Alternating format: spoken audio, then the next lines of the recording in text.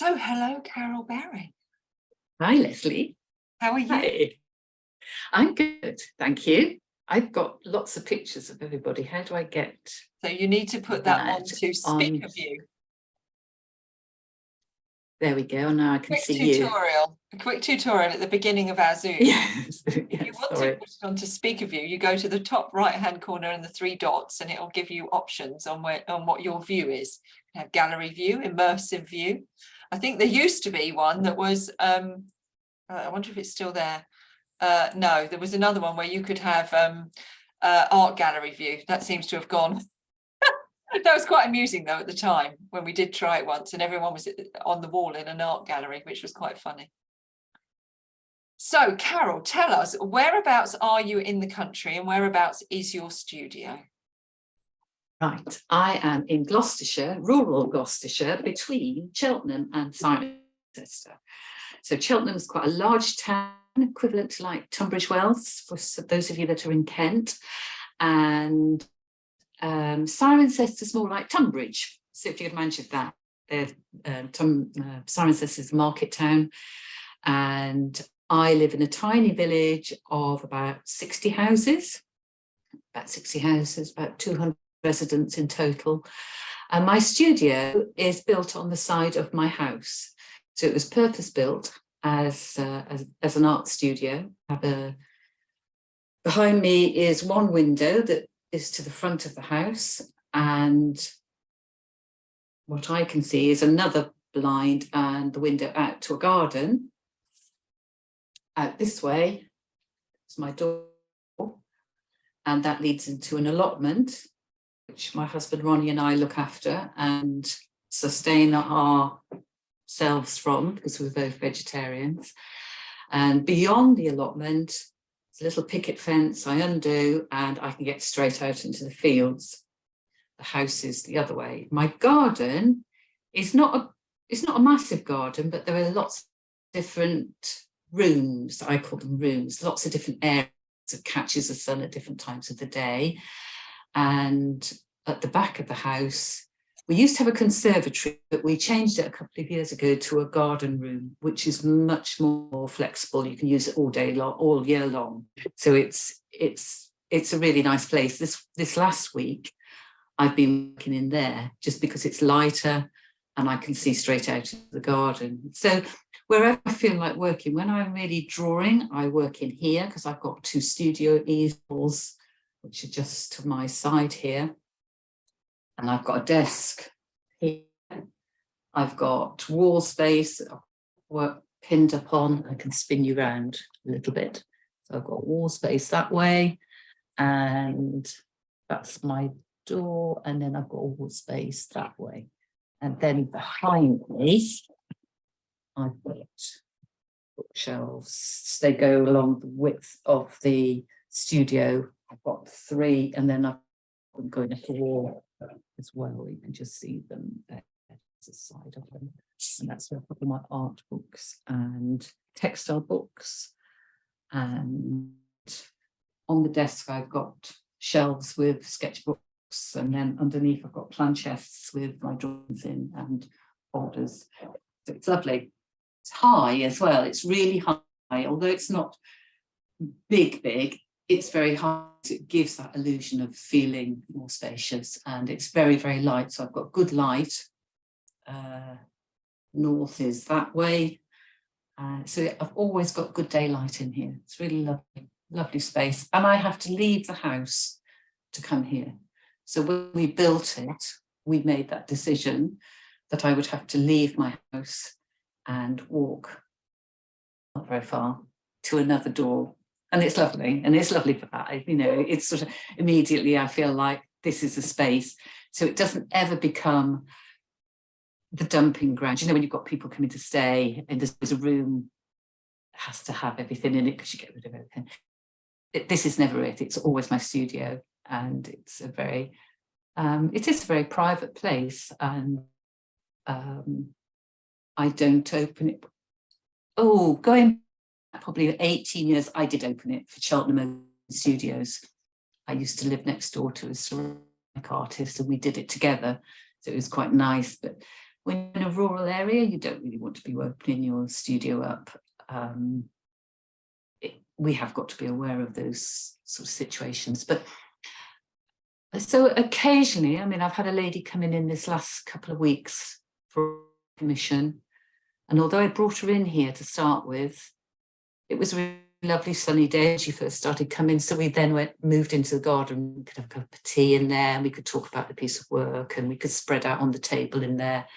And there was other things to talk about. You know, there was the garden to talk about. And so I don't very often have people actually coming in to the studio as customers. It's a choice I've made, that I like to keep it. It's quite that intimate sort of space. It's almost like a sanctuary, I suppose you could say. Yeah, that was a very thorough and comprehensive answer, and I'm very grateful. Sorry, I just carried on, didn't I? That was brilliant, absolutely brilliant, and very thorough. So these interviews, and as we've established, we're talking about studios, part of the ART360 edition 4. And I've spoken to you in editions, previous editions, and we haven't comprehensively talked about studio and how you work. We've talked about inspiration and motivation and all those kind of things. But that was fascinating how you became very passionate about your space. When just by a very small trigger of a question. Is having that dedicated space really important as part of your practice? Oh, most definitely, yes. Because I've got the books, I've got sketches, I've got work, you can't see it, but I've got framed work up high. It's really, Mark was talking about this last week, it's actually really important having past work around, just to remind yourself the journey that you've been on. I mean, sketchbooks are really easy to do that. You just got to flip back and you think, gosh, I wrote that. Did I really write that? That's only sort of like 3 months ago. But actually, when you look at the drawings and the textile work that I've completed, made that decision that I'm going to have framed, and having that up as well, it's sort of a reminder of where I am and what I'm doing. Is it quite grounding? Kind of grounds you as I am an artist? Yes, it is. Yes. There is a difference to working in your kitchen or your dining room, where you've got to move things to one side. This is always here. And the minute I come in here, I forget the house. I forget everything that's in there. I'm in the space. And I find that's just incredibly important. And I leave it to go and get a cup of tea or something, and bring that back in here if I want to. Yeah, it's good. I try and have a walk every day. I remember Louisa saying, I think you say you go for a walk every morning. I try to do it about sort of lunchtime, or sometimes I'll do it in the morning, but I try and have otherwise I just find 8 hours has just gone. Ronnie's coming home and I think, oh, yeah, I forgot to eat, or I forgot to have a walk, or I forgot to do something. You can get so carried away sometimes. Well, it's not carried away, is it? It's you get into flow, which is so important.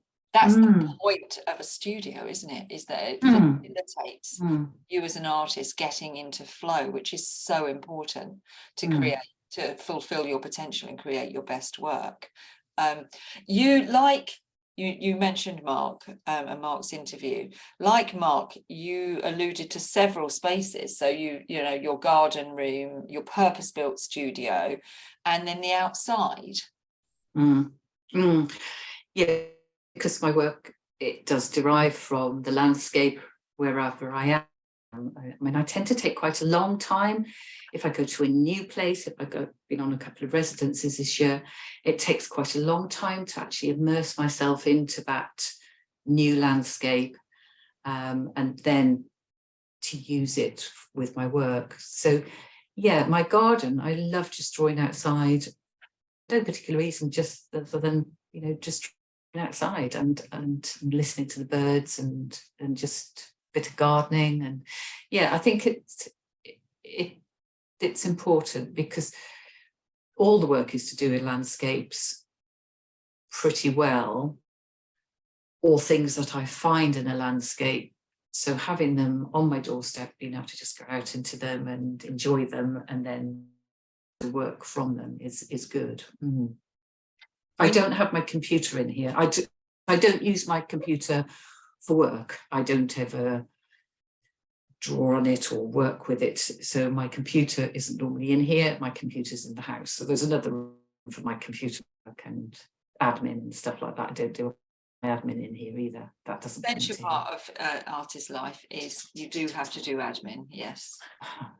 But it is an essential part, so that's in another place, and that's interesting that you don't bring it into your studio or into the garden room. You keep that in another place altogether.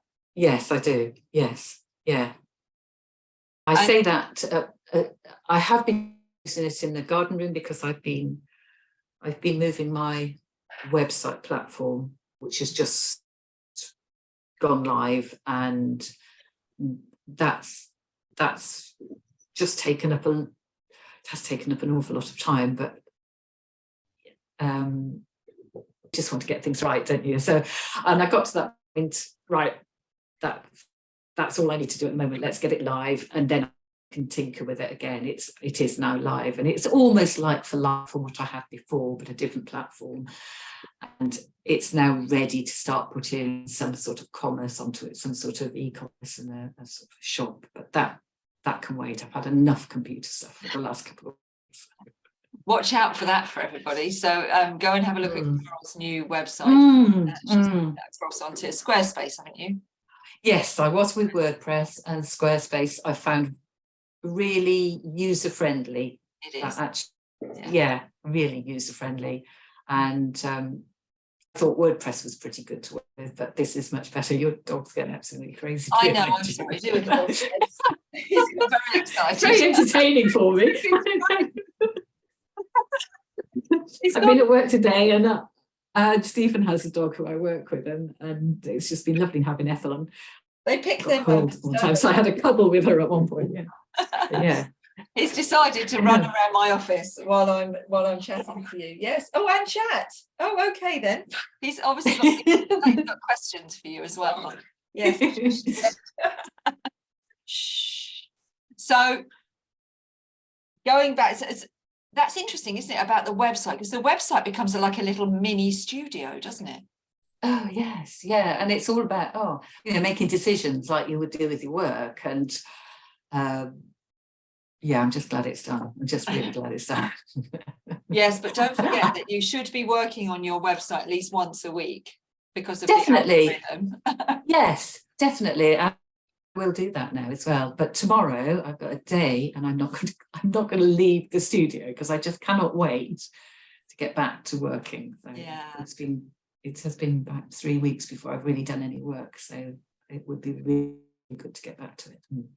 You mentioned about the residencies. So I know you did a residency in the summer, because we had the work showing at Ballantyne's, beautiful, or in the early part of the year, and it was beautiful work. Talk to us about that and the studio space that they gave you while you were doing Yes, that was down at Cape Cornwall, and it's a couple of the artists from Pure have been. Lisa's been, Felicita's been. I don't know if anybody else has. I love the space. They're very generous in that they don't require anything from you. They don't want, you can do some workshops if you want to, but they just say have the space as a place to restore, to research, just to be. And there was a downstairs studio, and I did have some drawings that needed finishing for the solo show that I had in May. So I took those, and they were in one area, and then it was like an upside down house. So this main studio and living area were upstairs, and you are literally looking straight out onto the sea. It's so stunning. And there were several tables, and there were like oilcloths that you could put over the tables. You were invited, you could move everything around if you wanted to. You could work exactly how you wanted to. And So although Ronnie came with me and we'd agreed that we would work however I wanted to do, about 2 o'clock, and then we would go off walking and have a bit of a holiday as well. So he was quite happy, and I just got on and I worked, and I didn't have any expectations, except I took a new machine with me, a hand-operated machine that made folds and pleats. So that was what I took with me in a pile of papers. And I just wanted to explore that really without any idea what was going to happen. And I have to say, it's turned my work round in a way I hadn't expected, and in a way that I'm loving. I've always been in love with my art, with what I do, but I'm even more in love with it at the moment, and just so excited. And to the point, I don't really mind whether people are going to see it or not. I'm just enjoying doing it. And if something comes from it, if exhibition comes from it, fine. If it doesn't, fine. I don't really mind, because I'm loving doing it. I'm loving exploring. I'm really excited about, because I've got the training in embroidery and in textiles, but I've always used paper. I've started exploring new techniques, textile techniques, and how I can relate to those in a much more historical way, how textiles does reflect a period of time. So it is lovely, really exciting. Really And that was all kind of triggered off by that residency and by that residency, having that leisure, that absolute, it was extraordinary having a week. It was like the longest week. I can't believe what I produced, and I wasn't really going to produce. I didn't have, as I said, I didn't have that idea, but I came back just with a wealth of material, and I had just this cardboard box just full of all these little samples and ideas, and it just revitalized me. You know, I did feel a little bit adrift before I went, and it pulled me back in. It was beautiful. It was lovely going to a different area of the country. That's given me very itchy feet to go somewhere else and explore a different area. I purposely didn't go with the idea that I wanted to draw the sea or the coast, because I knew if I did that, I would do it for the whole week. So I purposely didn't take materials to draw with, that I would go and do that. And that's the first time I think I've ever been away and drawn and drawn and drawn. I made and made and made instead. It was very different. It was a very different way of working. It was very private. It was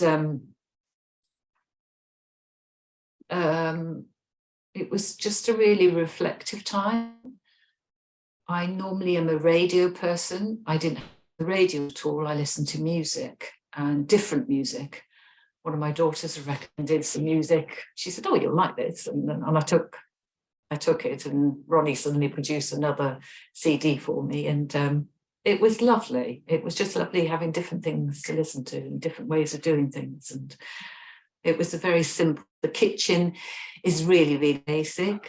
So, you know, we didn't spend a lot of time preparing food. We just ate really simple food, and it was just really lovely. We went out for walks, went to the nice. So something you would thoroughly recommend. Yes, they're quite. They have quite a rigorous application form. They want images and not necessarily a plan. That's not the right word. They just would like to know how you might be using it. Yeah. So, you know, I applied again next year. I didn't get in this time, but that's fine. I think it would be too soon anyway, actually, because I don't need it, actually. They probably realise that. You just I loved wrote it. quite You a lot just for them. loved it. Yeah, and I wrote quite a lot for them, and I sent them plenty of images, and I've been in touch with the lady since as well, and it's been, yeah, just a really interesting time. I certainly would recommend it. Thank you, Louisa. Yeah, it's Brisson Sphere. It's a trust. It was run originally for ladies to go and have art weeks. And then I suppose probably about mid-2005-ish, they opened it up to men as well. And you can go on your own, you can go with another artist, you can go with a partner, you can do it as you like. Louisa has been with Felicity, hasn't she? The other residency you did, or as part of an open studio event, was the ones at the private gardens. Yes, that's right. The Rococo Gardens. Talk about that in contrast as an experience of working outside of your studio. Yes, that was totally to draw the gardens and explore my mark making, explore the way these Rococo gardens, they're quite lyrical in the way that they move you round the garden into different areas and different rooms. It isn't a big garden. You can get round it. You know, as a visitor, you wouldn't miss anything. You could quite easily go to everything.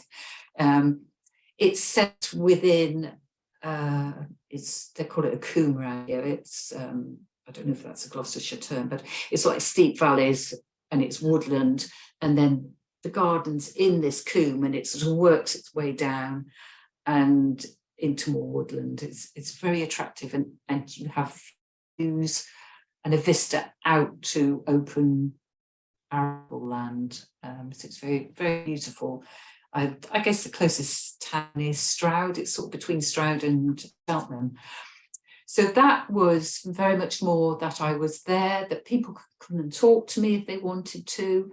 I would be available to show people my sketchbooks, and I was quite happy to do that. So it was much more public, which was really interesting. Lovely surprise was making really nice relationships with the people that work there. They have lovely gardeners and they have a really lovely team of volunteers, very loyal volunteers. So it's lovely having that relationship with them, and they very quickly included me. I was there for about 6 weeks, so they very quickly included me in what they were doing. So I was part of the grape squashing and the apple pressing, because it was at this time of year last year. And they're very generous in what they shared with me. You know, there was somebody came in to tend the beehives, and he spent a long time talking to me about the bees and interested in what I was doing as well. And the staff of the place were very nice. That was lovely, really very enjoyable, very different to Brisson Sphere. I'd say that was very private. This was very much to do with research and being quite public. And then the other residency I do, they invite me back every year. This is to a place called Nature Art, which is in Gloucester. I've spoken to you about it before. And there you are given a really big studio, and it's really well kitted out. You know, you've got everything that you need, and it's very easy to set up a workspace and to feel comfortable there. But that is very public. So you've got visitors come in regularly, and they used to coming in and talking to these artists and residents, because there's a different one every week. So you get people coming back, oh, we come to see what you're doing, you know, and they will be quite educated in the way that they're talking to you about your work. And that's really refreshing. You know, they're not just going, oh, that's nice, and then move on. They'll go, well, that's nice, but why? And, oh, that looks interesting. So they will, it's a two-way thing. That's really important. I think as artists, generally, we're working on our own. So suddenly have something coming back at you is really, really exciting. I really love that week. It's exhausting, because finally you're talking, you can't concentrate on a piece of work. I tend to take work that I don't really need to think about. I'm at a stage where I'm actually just mechanically working, and I make sure that I've got work that if people want a demonstration, I can easily show them on the sewing machine, or if I'm printing, I can do some printing for them, and people love that. And they've got a big education program, so if you're there in a term time, the groups of school children coming round, and they never expect it of their artists in residence, but I know that they really like it if you can talk to the children, maybe just for 5 or 10 minutes. It was lovely. When I was there in June, July last year, this one school came in and they were year 1 and year 2. And I was just doing some monoprinting some of my paper feathers and just showing them to them, and they were chitty-chatting anyway. Turns out it was the school I went to. So of course I said, oh, well, I went to that school and look what I do. Look what I am now. Apparently they'd gone back to their school and said, we can do whatever we like because this artist told us we can, and she's a real artist. So it was lovely. I mean, it's little things like that. I remembered it. They will remember it. So that's life-changing for them, isn't it? Isn't that funny? Oh, so totally. Yeah. So you've described like the Rococo Gardens was more the studio they used more for research, and that one was more you're on show. So yes. Teaching, and then the Brissons one is more for personal growth. And that's interesting how so when you've been through all that, what happens then when you come back to your own home studio? How do you transfer, say, Brissons? What happened when you came back from there and came back into your own studio, back at home, this one that you're sitting in now? I immediately pinned up everything. I pinned it up all over the walls. I just hung string and pegged it up. And then gradually started wondering why some things worked and some things didn't work, and just carried on. I researched the type of papers. I'd only taken a few different sorts of papers with me. I'd broken an awful lot of needles, and so I had to research more papers. So I've been using a paper from Thailand. It's a really thin tissue paper. So the piece that you've got at Bannatyne's at the moment, a really long piece, that's made from a mulberry tissue paper.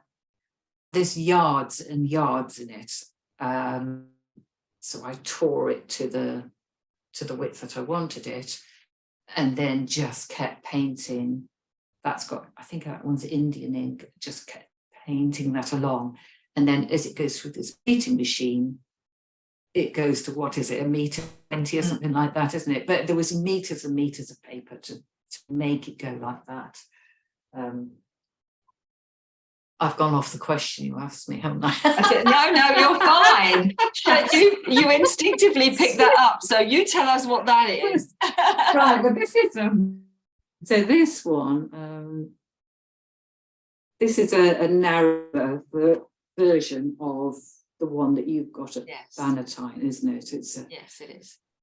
And it took me a long time to wonder whether this is what I should do with the Bannatyne one. I kept rolling it up and having a quill. Can you see that? Yes, yeah. Yeah.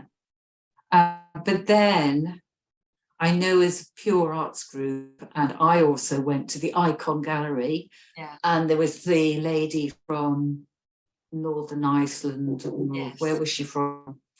And all hers were like that, weren't they? Thank you for validating. Thank you for validating why I insist that our artists spend a lot of time looking at art and immersing themselves in art, because then you see loads and loads of different ways and different perspectives, and it may never inform your work, but it might. at some point pop up, like you said about the children, and they'll always remember that. We went to this last week, we went up to Manchester to the Lowry and to the Whitworth, and again saw some amazing artwork, and it's just listening to how those artists developed their own language, which is what you're talking about. How are you developing your own language for your art?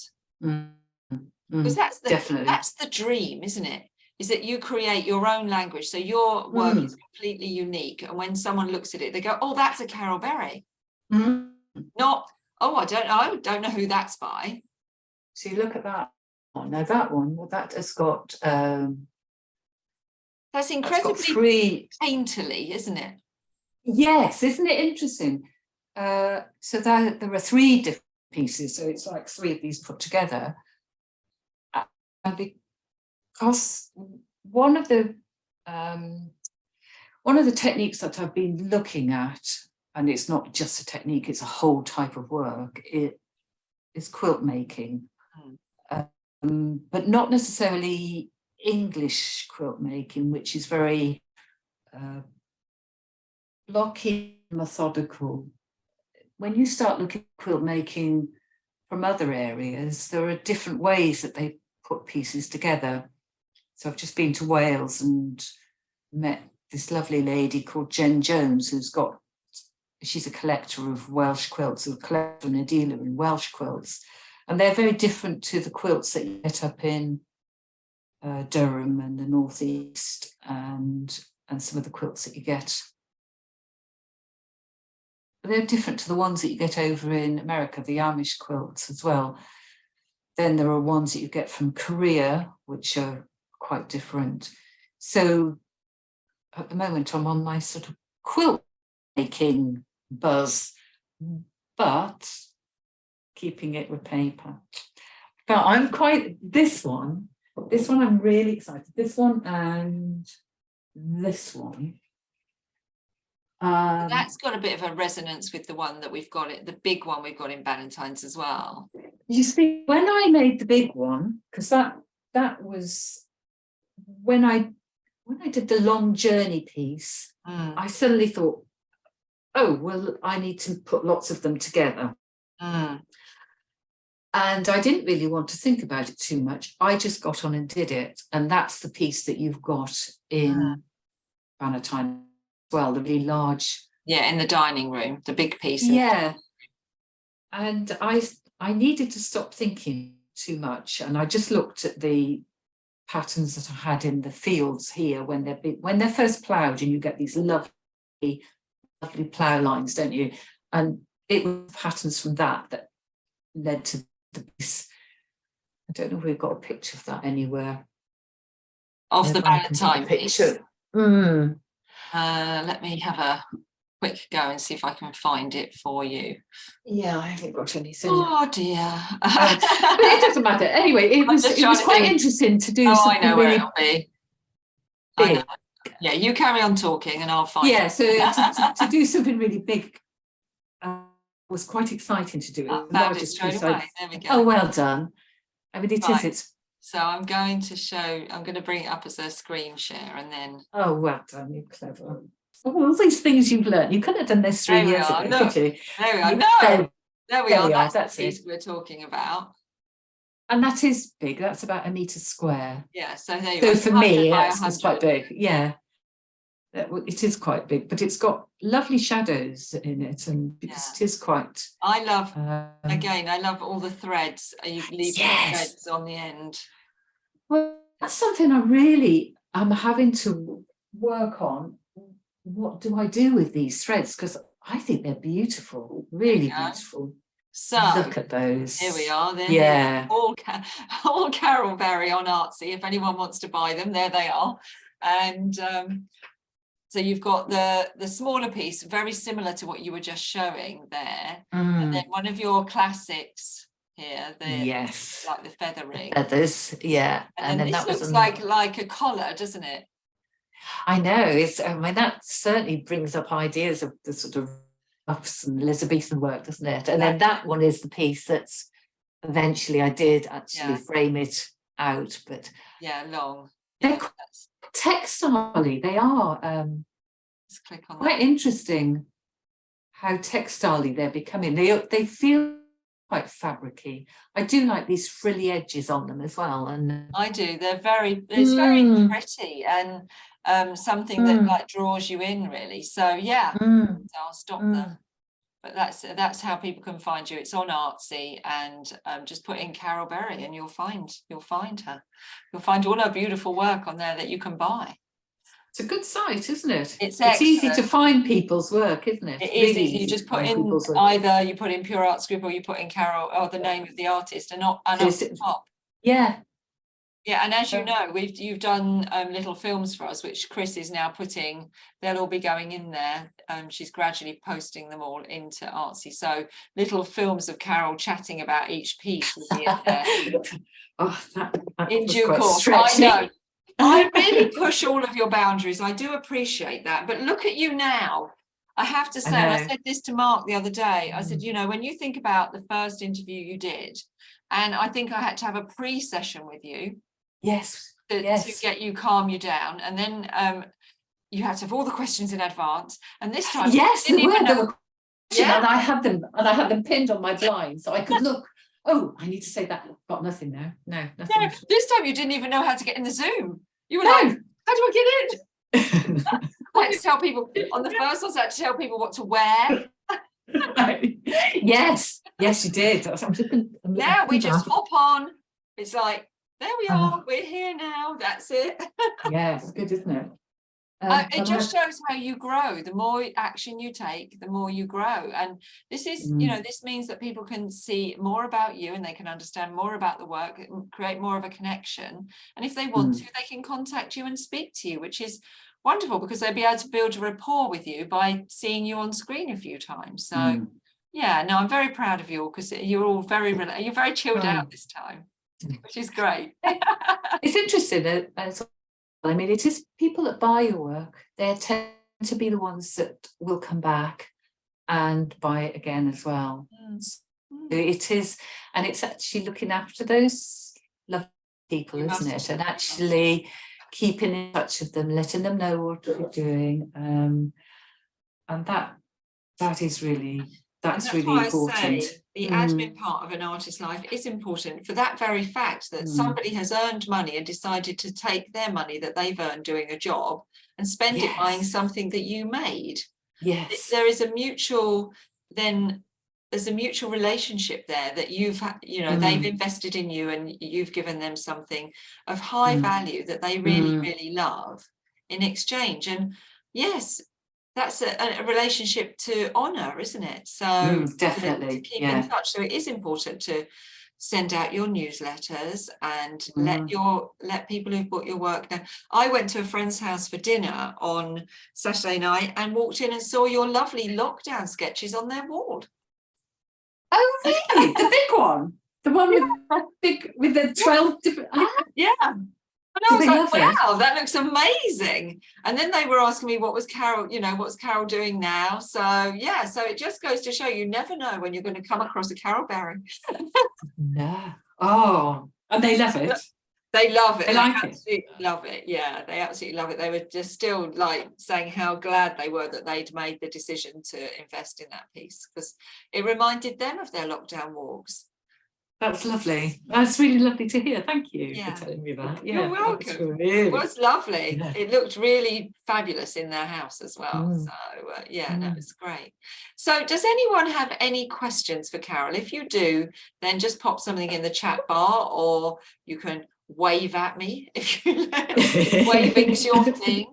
If you'd like to wave, you can, or you can pop it in the chat bar. I think you've given us such a lovely feel for your studio. The one other question I wanted to ask was, you said you talked a lot about research, and then you said you don't bring your computer into the studio. So all those books behind you, are they collected and then you think, oh, I must pull that book out today? And do you spend time like looking at a particular book?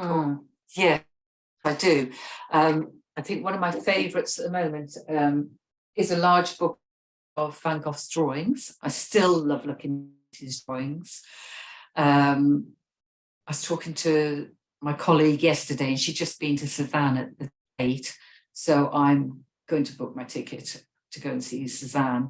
She said she'd not seen his paintings for, you know, quite a long time, when she was a postgraduate at RA. So I thought, well, yeah, that would be really good. You know, she was sort of saying how the colours were working together, and yeah.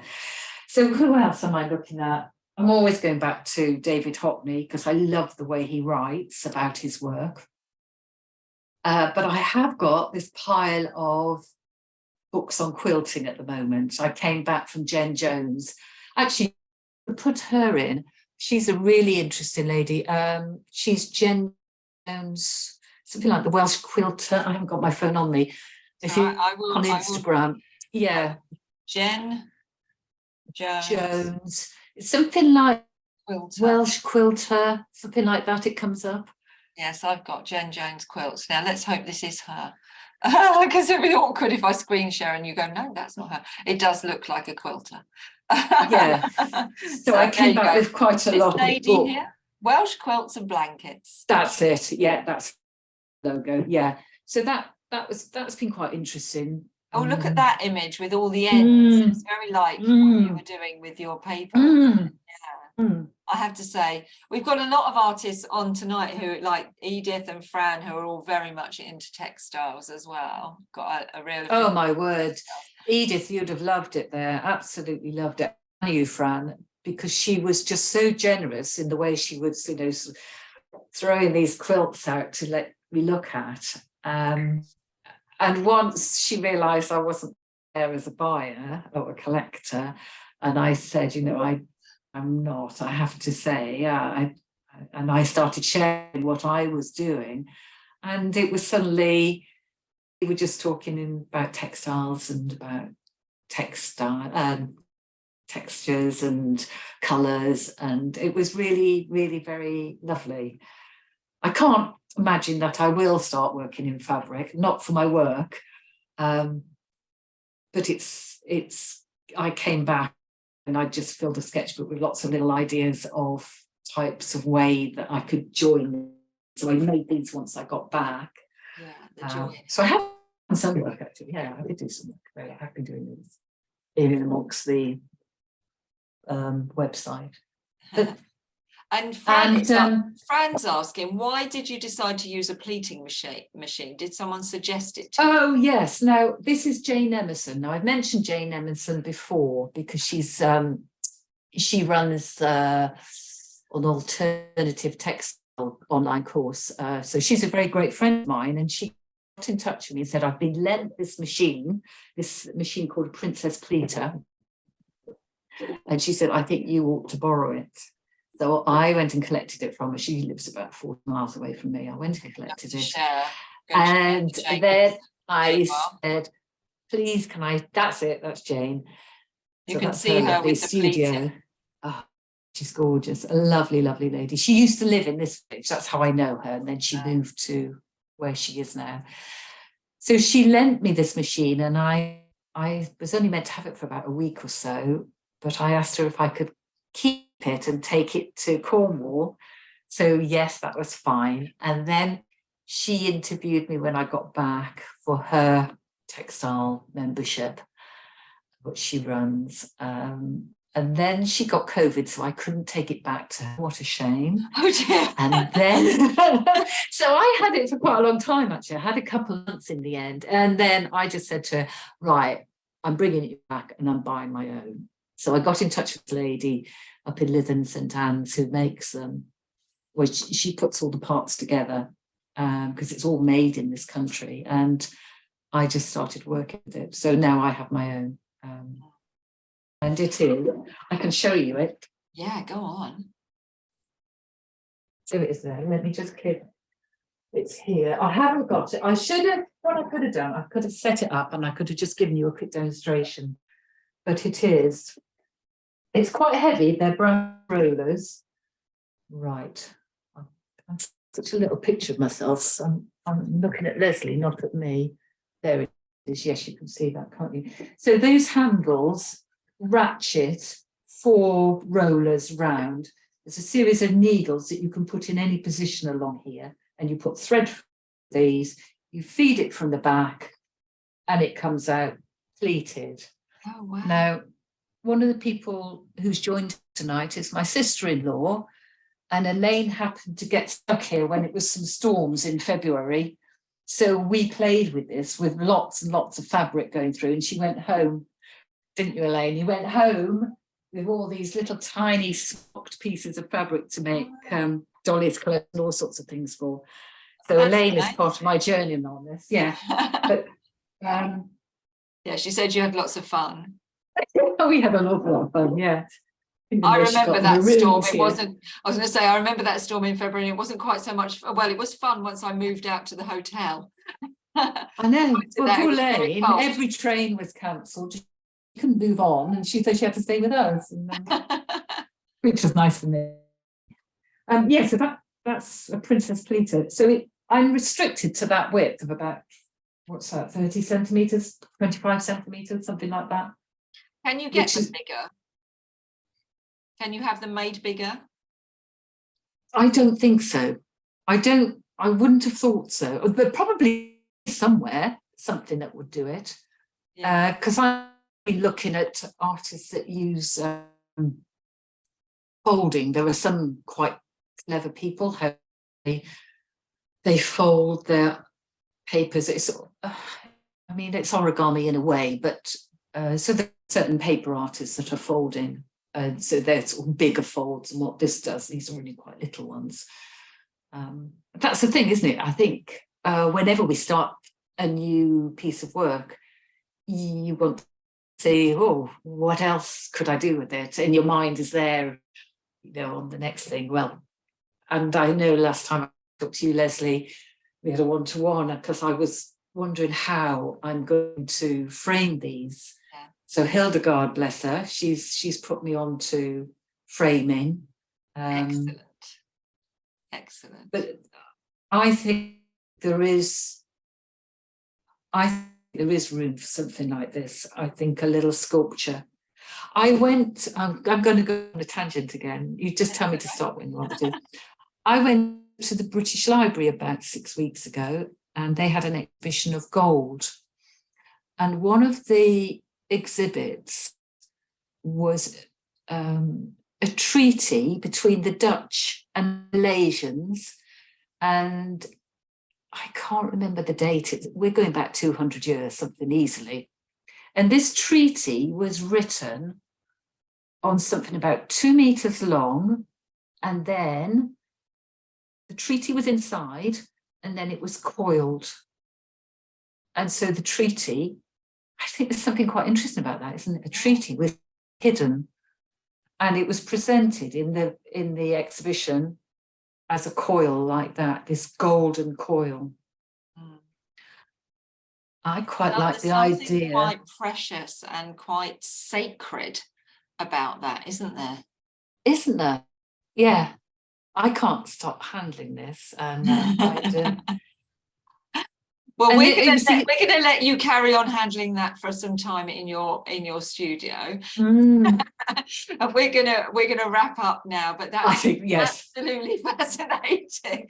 Carole could go on rapping for a while in her new rapping style. Yeah, but I agree with you. But thank you so much. It's been absolutely fascinating.